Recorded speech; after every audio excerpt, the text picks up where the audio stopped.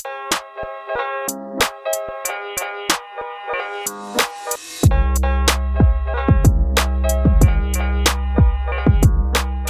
is going on, everybody? I hope everyone is doing amazing. This is your realtor, Mohsen Jaffrey, and welcome to the first episode of Keeping It Real Estate. Today, I have the pleasure of being joined by one of my good friends, mentor, and one of the realest in the business, Ahsan Raza with Century 21 Innovative Realty. Ahsan, how's it going, man? Thank you so much for coming out. Really appreciate it. Man. I appreciate that. I was like rehearsing that in my head, before I started this.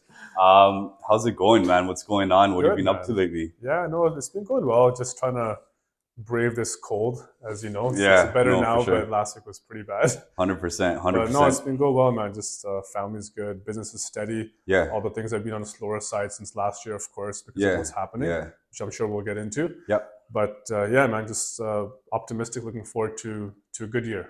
Yeah. I know the market has been a bit of a roller coaster ride. For the past few months, but we'll get into that. I know we did a live before as well, and we kind of had the chance to get out our small interview then as well. But I've been keeping up with your Instagram and your social media with the content. How's that stuff been going? It's fun. It's fun. I was just talking to another friend of mine the other day, and we were talking about the same thing. And it's come to a point where I think now, like, I actually enjoy doing it. Yeah. So before it was like you're camera shy. Should you do it? Should you not do it? You overthink it. Yeah. Now it's like, just forget all that. Just take the phone out, make a video. Get right into it. And the best part is, like, in our industry, like, there's so many topics to talk about. The way I get my topics is everyday conversations with clients. So you talk on the phone with the client, they have questions, and to myself, I'm like, this would be a good topic to talk about. That's exactly how I do it. So I don't sit down anymore, think about topics. It's literally conversation what I have with my clients. Yeah, so it's real life issues that people are going through, and specifically your clients as well. Yeah, because I know, like, those clients who are asking those questions, I'm sure others will have very similar questions because we're all going through the same thing. Yeah. So it's very relevant. So that's how 100%. I put out my content. Yeah, and I'm assuming you were camera shy before, and now that confidence is kind of slowly starting to come out. And, with upcoming realtors, is content creation something that you suggest new realtors to get into right away, or kind of, wait a bit? 100%. Yeah, 100%. There's such a big audience online, and I feel like I was still late to the game. Right. So someone like you who's starting off, like, you're doing a lot of the content stuff. I think it's probably one of the best ways to get your name out there. Right. And you might not see results right away in terms of lead generation. But I think what you will see is the phone will start ringing more. You'll start to get messages, DMs. Right.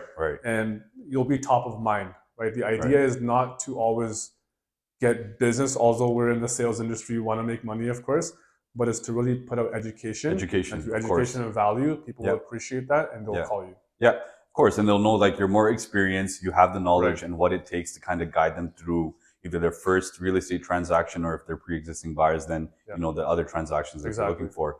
So without further ado, we're going to get into the juicy stuff. I have a few questions lined up for us, and hopefully, he can guide us through all these different topics that we're going to be going through, and they're going to be really relevant to today's market that we're facing, and a bit about the comparison from last year as well. So I'm just going to get into it.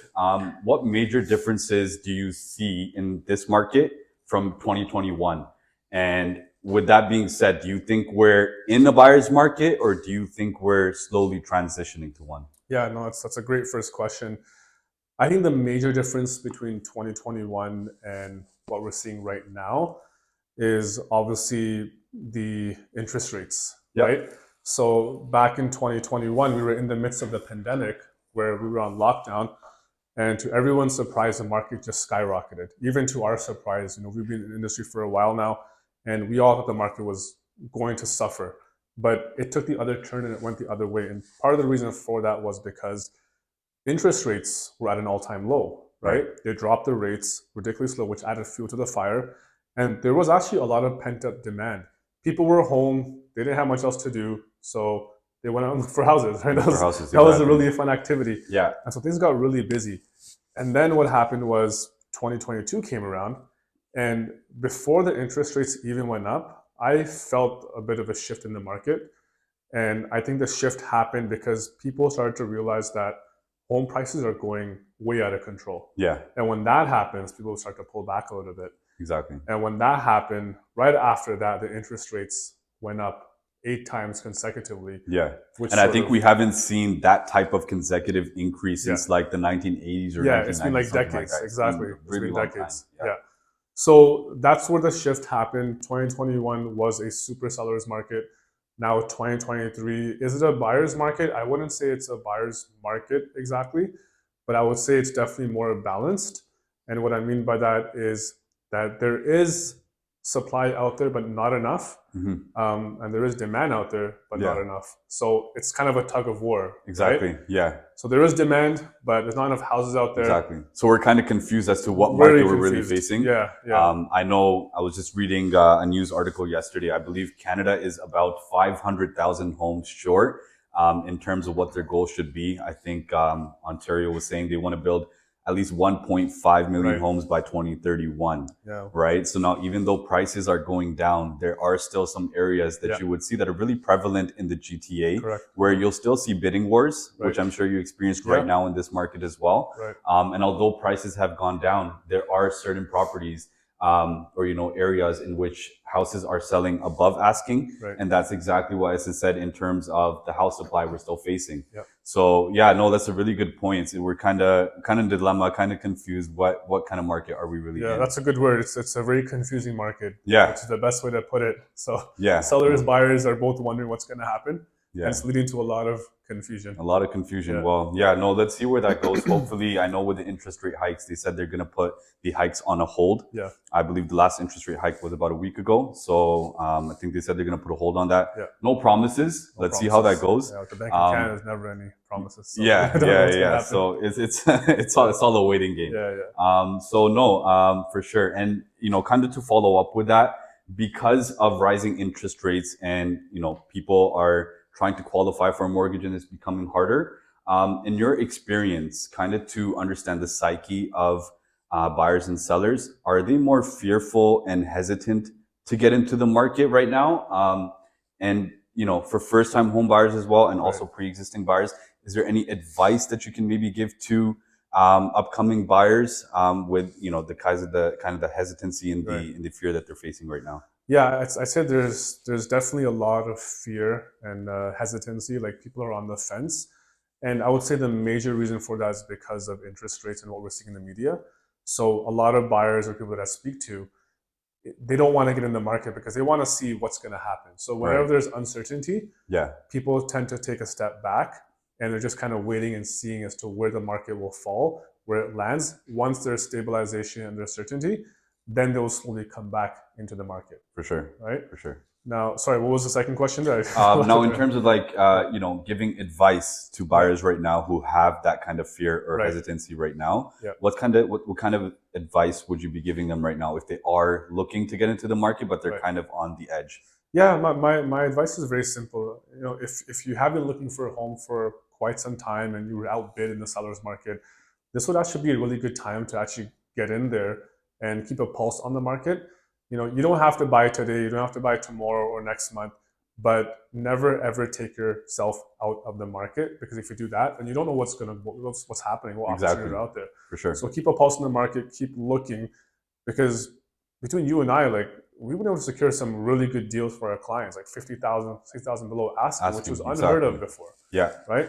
And I understand that rates are up, there's uncertainty, but Warren Buffett says, while everyone is on the sidelines, that's when you got to go in and start looking at opportunities, right? Of course. So do the complete 100%. Opposite.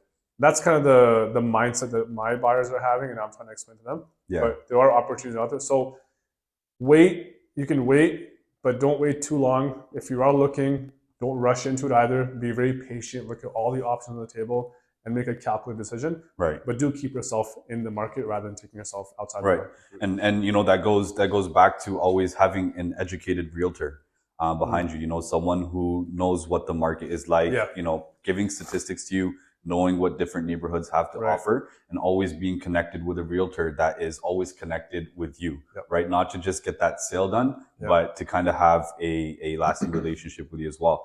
And you know, that point you said, you know, leads us to our next question as well regarding investing. You know, when everyone's on the sidelines and quiet, the investors are gonna you know, go out there, because this is the time for them to buy and hold on or do whatever they want with their investment property. So you know, going into the next question, you're a realtor and you're an investor yourself as well. And I know a lot of people have been coming to me asking, you know, questions about the market, but in relation to investing in today's market, right?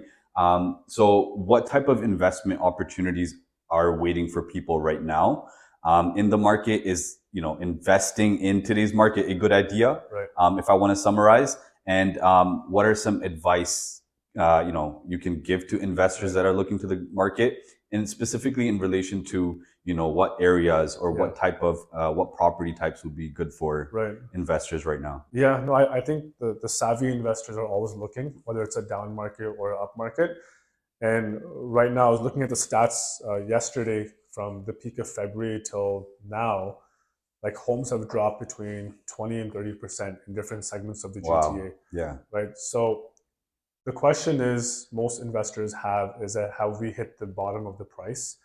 And we don't know, right? The problem is that we will never know until the market goes back up.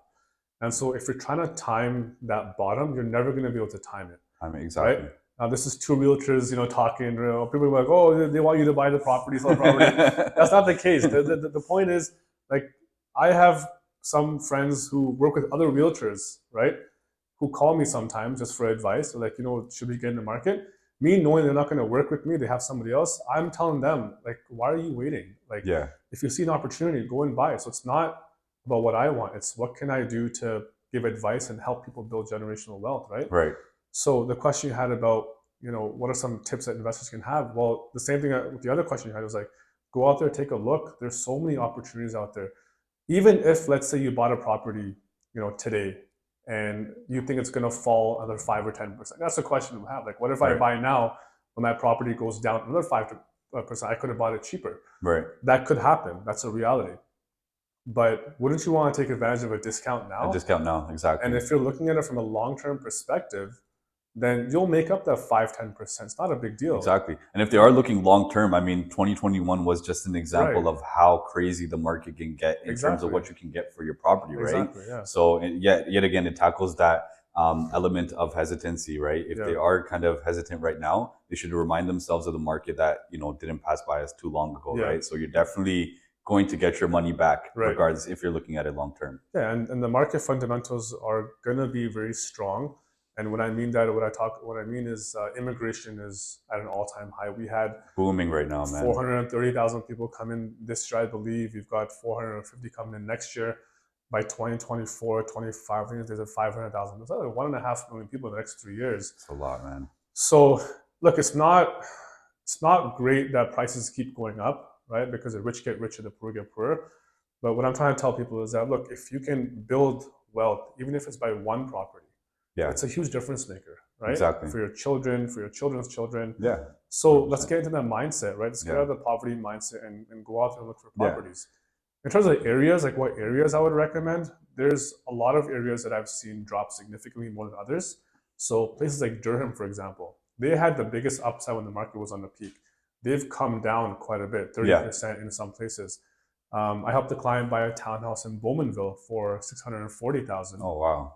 The property was worth $800,000 a year and a half ago, and we rented it out like that within like 2 weeks.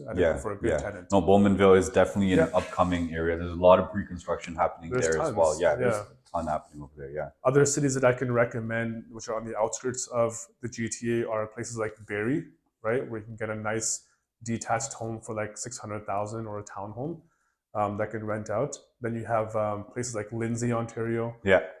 If you want to go further out, you can go to Kingston, Ontario, where I do a lot of work actually. Yeah. And a friend of mine just bought a house there for like $570,000. Oh, nice. Detached house, which can rent for about $2,600 to $2,800 a month. Right? Yeah. So and that's another advantage of today's market for the investors, right? We're not going to get too much into it because I think it deserves another segment on its own. But rent prices right now, right? Right. Leasing a house is insane, right? The prices have skyrocketed like crazy, right? I mean, I believe it was in Toronto where I was reading a 3-bedroom apartment is hitting close to $4,000 a month, right? And that's just rental. So I mean, it is a downside if you are looking to rent, but if you're looking at it from an investor's point of view, you know, you're getting the best of both worlds by investing. You're getting a lower price, and you're getting good, you know, rental potential from your investment property. And like, let me ask you a question. Like, you've grown up in GTA, right? So have I. Like, from as long as we can remember, you know, we don't see a lot of down markets in the GTA in our generation. I'm sure in the 90s there was a big down market, but ever since I got in the industry, maybe 2 or 3 times, and even that was a short blip. So things can change on the dime. Exactly. Right? We're going to be waiting and waiting and waiting, but you just don't know when things will change. And we're actually starting to see things change. Like, I was looking at homes in Richmond Hill for a client, and 7, 8 offers, 9 offers on the property again. I'm like, no, not this again, right? So it's like the realtor's worst nightmare. We don't want that. Like, we actually prefer like a balanced market, right? Yeah. But when I saw that, I'm like, okay, this is not good, right? For those people that were waiting, like, okay, let's get moving now, right? The waiting time is over now, in my opinion. Exactly. No, 100%. And like, there are still areas in the GTA which are still seeing a big impact on the market 2021. Like, you're seeing areas like Richmond Hill, from what I've seen, Vaughan. I mean, those areas, houses in those areas, the prices are still, you know, skyrocketing. There's still, you know, a phenomenon where you're going to see a bunch of, you know, multiple offer situation, over asking price, no conditions. And, you know, but obviously they're significantly less, right, in comparison to different cities in today's market, right? Pickering is amazing right now. There's a lot of pre-construction happening in areas like Pickering, Oshawa, and prices are really affordable in those areas, right? But when you would look at those same areas, you know, 2-3 years ago, they were insane. Prices were there, you know, they were insane. So it's a benefit for a lot of buyers to, for sure, you know, kind of look at those areas as well. Right, absolutely. That's a good point. 100%. So the next question, it's a bit lengthy, but I really thought hard about this question, so it better deserve a really nice answer, bro. All right. Under pressure now. So when the market was hot, you know, 2-3 years ago, buyers were spending over their anticipated budget, and they were struggling to kind of come up with the funds for the purchase price, the down payment and whatnot of the home that they wanted in many cases. And now in this market, buyers are struggling to make their mortgage payments, right? Or coming up with funds for a larger down payment to kind of, you know, battle against the mortgage prices that they're going to have to pay monthly. Now, are lower prices accommodating buyers in the market? Or is it the same struggle as, you know, 2021, but now with mortgage payments? If that kind of makes sense. No, that makes sense. You know, there are two struggles going on. So the struggle, you know, the product of the struggle is kind of different, but the struggle is kind of still the same. So what are some of your thoughts on that? No, that's a really good question. It got me thinking, actually, when I was when you were telling me that, because there was a different struggle in the beginning, and now it's the mortgage struggle, right? Right. And so there's no balance in between. So I think right now the biggest struggle, obviously, is the mortgage payments and the qualification, because even though the prices have come down, people aren't qualifying for those mortgages because they just can't afford it. Exactly. And the biggest thing is the stress test is still in place, right? Whereas the stress test was put into place before so that, you know, people could have a buffer, so the banks wouldn't lend more than you could handle. Right. But that was meant for, let's say, if you had a 2.5% rate, then you qualify for 5% or 5.5%. Exactly. Now the rates are already at 5.5%. So now you're qualifying at 8%, which is ridiculous, right? So who's qualifying at those rates at like $1 million home? Not a lot of people, which is probably the reason why prices are coming down. But I still feel like today's struggle is still a little bit easier compared to before. And the reason why is that, yes, you're paying a higher mortgage, or not a higher mortgage, you're paying more interest. But think about it from a capital perspective. Whereas a house was $1 million a year ago, right? You had to put down 200,000. 20%. Now that same house is 750,000. So my math is not good, but you're putting less capital. You're putting less than 200,000, right? Yeah. So you're saving 50 to 75,000 on capital. Right. Yes, you are paying more on interest, but keep in mind that interest is only for a short period of time. So rates are 5.5% now, but they're not going to be 5.5% for the next 10 years. They're going to come down They're going to come down eventually. Exactly. Right? But you paid 100,000 less for that property today, and that will never change. So if you look at the numbers and kind of compare it, you are saving up, significantly. Because so in conclusion, the purchase prices are kind of coming to the rescue for buyers right now, right? To help them from those mortgage payments. Right, exactly. So yeah, no, I would say, definitely take advantage of the market, because people are like, oh, I can't. The purchase price is all right, but mortgage payments. But a lot of what I've seen, and this was coming from a recent client as well. When the market was hot, they weren't able to afford a home because of the crazy prices. It was out of their budget. Exactly. And now they've just been kind of saving up with their down payments since that market. So they have a bigger down payment to pay, and it would just make it so much more easier for them right now. Because bigger down payment, less mortgage payments per month. So there's a lot of buyers like that, and they're kind of sitting on the sidelines.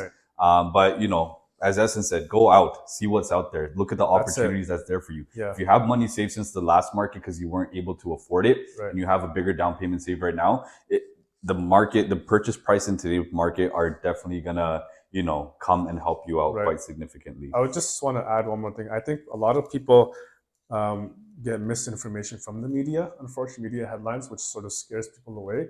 Right. And I'll give you an example. Like, I had a client who was not buying because she thought that she wouldn't qualify.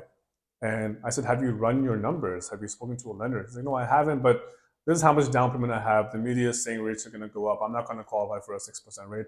I'm like, run the numbers. Let's see what you can get qualified for. Luckily enough, she was qualified to buy a home, and she bought a home. Nice. Right? But if we don't tell them, then they don't know. And my biggest fear was when I call my clients, it's like, I want to call them to make sure they don't miss out on the opportunities. Like, if she had waited, let's say, a year when things settle down, who knows what the market's going to be, right? So you have to constantly kind of look out and see, look out for them and afford, right? Exactly. This is so important. Like, what I've learned a lot from Ahsan and other experienced real estate agents as well is being on top of your clients, right? Even after the sale is done, I feel like that's when the real relationship begins, right? And I saw in one of your recent videos as well, you're mentioning, when the interest rates starting spiking up, you started calling all your clients and letting them know, hey, what are some of your thoughts? What are struggles you're facing? Or if it's not really a problem for you, where do you see yourself in terms of your own property in the next 4 or 5 years? So that's where the actual, client and realtor relationship begins. And it's so important, right? Because if you hadn't told that client that you're just talking about, she wouldn't have known. She wouldn't able to, purchase that property. For sure. It's kind of in relation. The next question is kind of in relation to that. There's a lot of potential buyers. I know you heard this a lot. I heard this a lot. Many other sales people out there, they're saying, I'm still on a hold. I'm waiting until the house prices decrease even more. And kind of, they're on the bench, they're on the sidelines, and they're just analyzing. So what would your response to them be? And do you think there is a benefit for them to, kind of wait on the sideline? Right. So my honest opinions, and this is my opinion, is that I think with the way the market is right now, obviously we're in a slowdown. There's a real possibility that prices may correct a little bit more, maybe 5% or 10% more, which is possible, right? Right. But again, it goes back to the same thing. It's the same thing over and over again. It's like, if you are waiting, you can wait. That's fine. Nobody's telling you to buy a house now. But look at what's out there. Like, go out for showings once a week, twice a week, because there are sellers out there who may not be able to hold on to their properties. Probably for too long. And if you can get there first, maybe you get a good deal today. That might not be there tomorrow. Exactly. Right? So waiting on the fence is fine. But what I find is that people that wait on the fence for too long, those are the people that will buy when the market's back up, because they're more comfortable that like, way. oh, why didn't I buy when the prices were down? Where were the realtors telling me then? Well, this podcast is for you guys. Exactly. So again, you don't need to buy today. You need to buy tomorrow or next month. But go out there, look for opportunities, because there will be opportunities. And if you don't, then somebody else will grab it. 100%. You're going to lose out on the opportunity, right? So, And also, if you don't find the opportunities, then don't buy it. Like, you don't have to pull the trigger, right? Yeah. So just wait and see, but see. There are amazing opportunities. Like, I mean, I was sending listen to a client, right? There's so many assignment sales There's tons on the market right now because, you know, there's a whole issue going on with pre-construction right now, which we're going to discuss actually later on another episode. But there, you know, a lot of people are not able to come up with, you know, the financing. Mortgages aren't going through for the pre-construction project they, you know, invested into, and now they got to sell that on assignment. So a lot of buyers have the advantage of, you know, taking that into consideration and for that being an opportunity, right? Because you're getting a brand new house, right? You're able to negotiate, right? And it's pre-construction. Who doesn't want to invest in pre-construction, right? Exactly. So the next question is really relevant nowadays with, and I know we're going to have fun on this question as well, is kind of like the toxic hustler mindset that I want to talk about. And, you know, there are a lot of realtors in the last 2-3 years that are getting licensed. Like we've seen a huge, you know, increase in the amount of realtors being licensed. 70,000 realtors, I think now? Yeah, I think around there, man. That's a lot. Just around there. Is that just in the GTA or is that? Man, that's Treb. That's Treb? Yeah. That's Treb. God, that's insane. Yeah, so... Toronto Real Estate Board, Toronto Real Estate Board taking over everywhere. I think that number is like sufficient for just Canada itself. It's insane. So we've seen a lot of like an increase of realtors getting licensed. First of all, what is some advice? Obviously, you've been in the game for like 10 years plus, right? What is some advice you would want to give to newly licensed realtors? And no filter, you know. So much to talk. Where do I start, man? How much time do we have? No, the reason why I said it is, unfortunately, there's so many realtors that come out now. They don't have the professional standards that, you know, you or I expect, or that when I was in the industry when I first started, I felt that there was some sort of professionalism. And nowadays, I feel like people are dropping the ball on that, right? Where even the way they converse with you, the respect, and just the way they talk, this arrogance, this overconfidence. Yeah, I mean, you might do 50, 60 deals a year, it's fine, but you have no right to talk to somebody or be low to bragging rights, yeah. You know, and if you wanna show off on Instagram, that's fine. Like, you do you, but you know, I feel like as a new realtor, like, clients appreciate someone who's genuine, someone who's not going out there and showing off what they have, and the hustler mindset, like you said. I would say the biggest mistake that people make, new and old realtors, is when they talk bad about other realtors. Right. In public or in private. Private, exactly. Right. So in public, you'll see videos of people, realtors saying, you know, I'm the best realtor because I do this. Does your realtor do this and this? You know, and things like that. Like, you don't put out those negative vibes, right? Exactly. Realtors work hard. There are some bad apples, but you know, you have to respect everybody. I had a call with somebody last week. I think he just got into business, and I had a lease property that I was leasing out for my client, and he was asking me a bunch of questions, which is fine, right? And I said, you know, why don't you send me your client's credentials, their job letter, their photo ID, just, you know, voluntarily, so I can look at it and review it, and I can give you an answer if we want to, you know, get you in there for a showing. Right. And he was like, why do we have to show you the stuff? You know, why can't you just tell me if they're going to accept it or not? Oh my God. I'm like, come on. This is where's the humility sometimes, man? It's so don't talk bad about realtors. Put out content, but you know. Yeah, I mean, that same the same amount of time that you use to make that video, talking bad about another, you know, realtor, you can take that time out to, you know, put out some educational content, put 100%. Out some funny, you know, humorous content in relation to real estate, right? Exactly.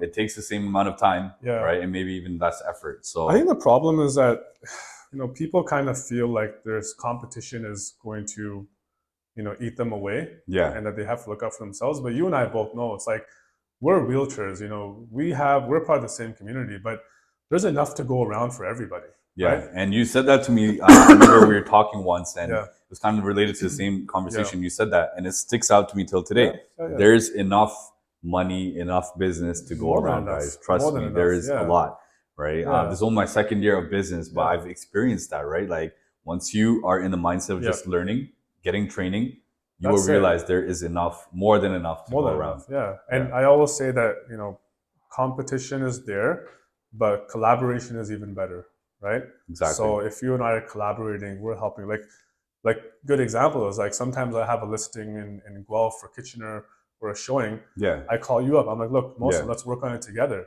Right? That's collaboration. It's not competition. Right? Likewise, you do the same thing for me.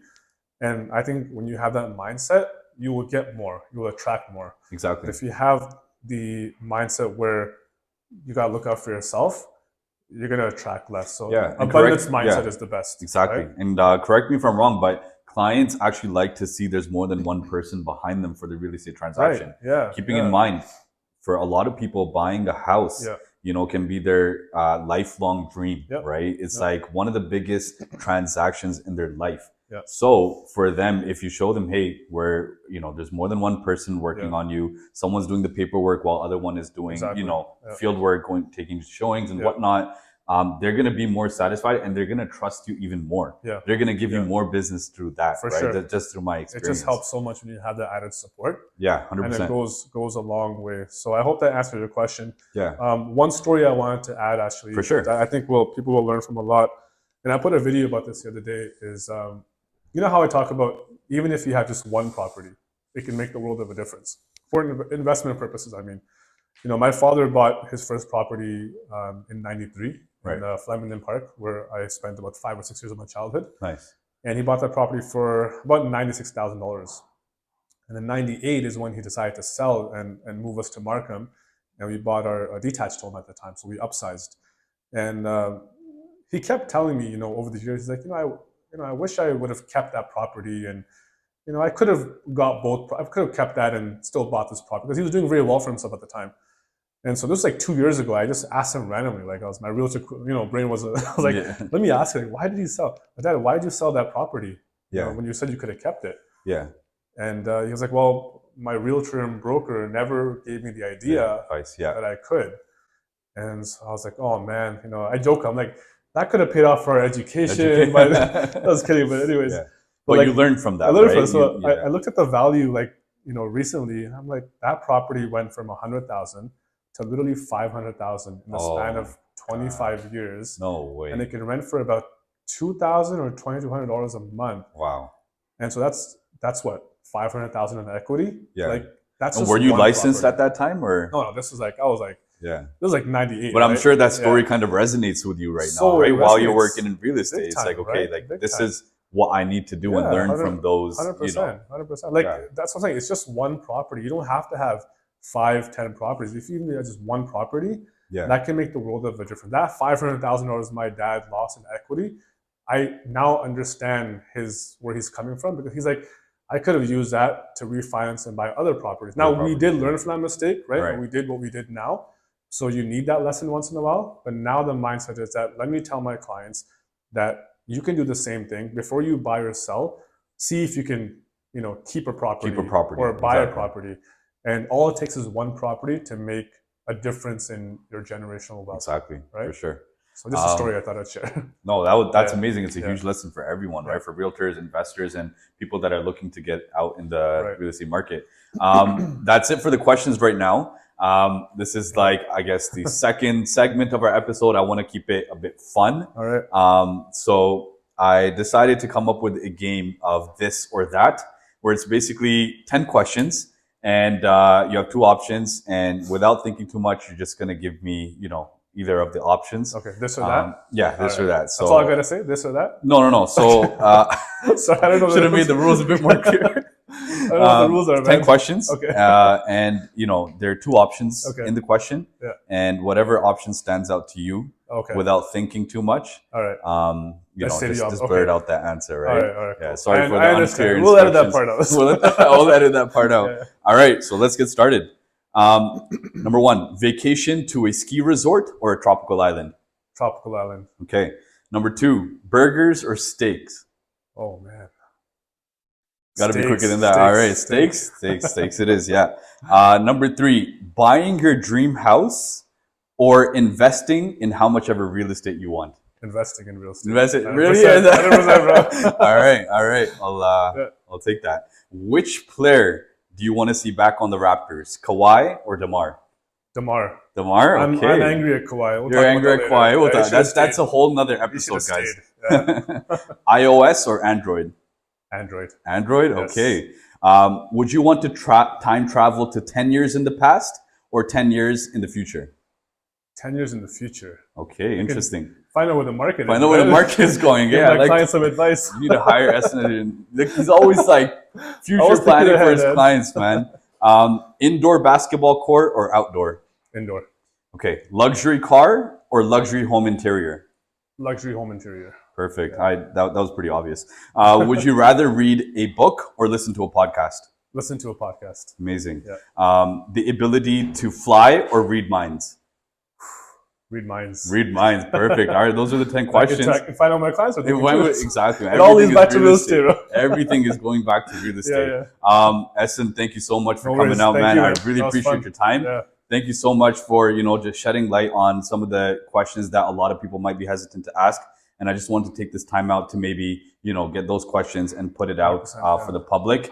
Guys, if you enjoyed this, feel free to give it a share. And also, I'm going to be dropping Ahsan's social media handles in this video.